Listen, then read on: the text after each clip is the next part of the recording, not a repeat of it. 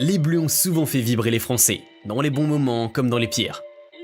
Depuis 84, l'équipe de France a remporté 2 Coupes du Monde, 2 Championnats d'Europe, 2 Coupes de Confédération et une médaille d'or au JO. Tous ces buts inscrits par ces étendards d'une nation ont une saveur particulière, mais certains sont particulièrement mémorables et sont entrés à jamais dans l'histoire de la sélection tricolore. Voici tout de suite notre sélection de 10 buts gravés dans l'histoire des Bleus.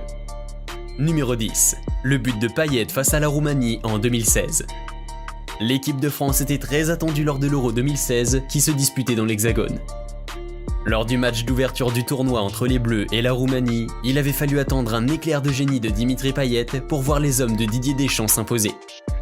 Au bout du suspense, à la 88e minute, le numéro 8 enclenchait une frappe somptueuse à l'extérieur de la surface qui avait fini sa course directement dans la lucarne du portier roumain. Le tout de son mauvais pied. Numéro 9, le ciseau de Papin en 92. Le 25 mars 92, lors d'une rencontre entre l'équipe de France et la Belgique à quelques mois de l'Euro, Jean-Pierre Papin inscrivait le plus beau but de sa carrière. À la réception d'un centre de Boli, le buteur français s'envole et réalise un geste tout simplement magistral. Numéro 8, la Panenka de Zidane en finale de Coupe du Monde 2006. Il n'y a que Zizou pour tenter et réussir un tel geste lors d'une finale de Coupe du Monde. À la 7e minute de jeu de la finale du Mondial 2006 entre la France et l'Italie, le capitaine des Bleus s'avançait face au meilleur gardien du monde, Buffon.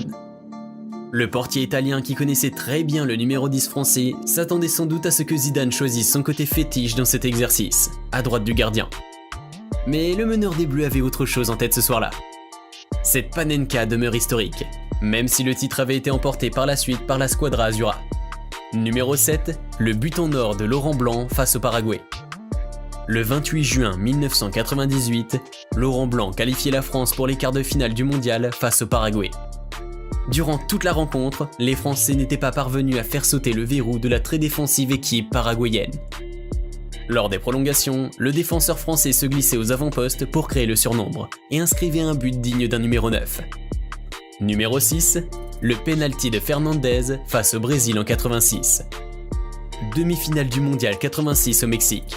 Les Bleus défiaient le grand Brésil de Santana. Après un match historique, les deux nations ne sont pas parvenues à se départager et ont donc dû jouer leur sort lors de la séance de tir au but. Après une séance équilibrée marquée par le loupé de Michel Platini, Luis Fernandez a la qualification de son pays au bout du pied.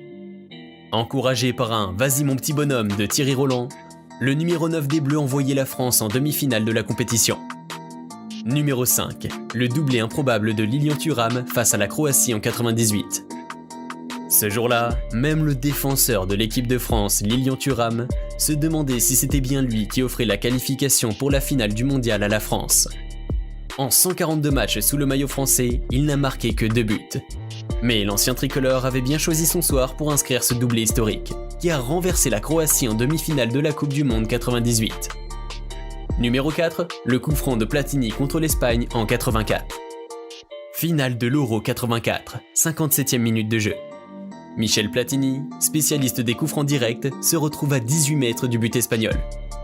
Les joueurs de la Roja retenaient leur souffle et avaient placé tout leur espoir en leur gardien, Arconada. Le portier de la Real Sociedad avait parfaitement anticipé la trajectoire de la frappe du capitaine des Bleus, mais a commis une faute de main impardonnable. Platini inscrivait son 9e but du tournoi, un record, et ouvrait à sa nation la voie vers le premier titre majeur de son histoire. Numéro 3, les buts de la finale de l'Euro 2000. Le 2 juillet 2000, à Rotterdam, les voisins français et italiens se disputaient le titre de champion d'Europe. À une poignée de secondes du coup de sifflet final, et après avoir ouvert le score à la 55e minute, les Italiens scandaient leur hymne national et avaient déjà débouché les bouteilles de champagne.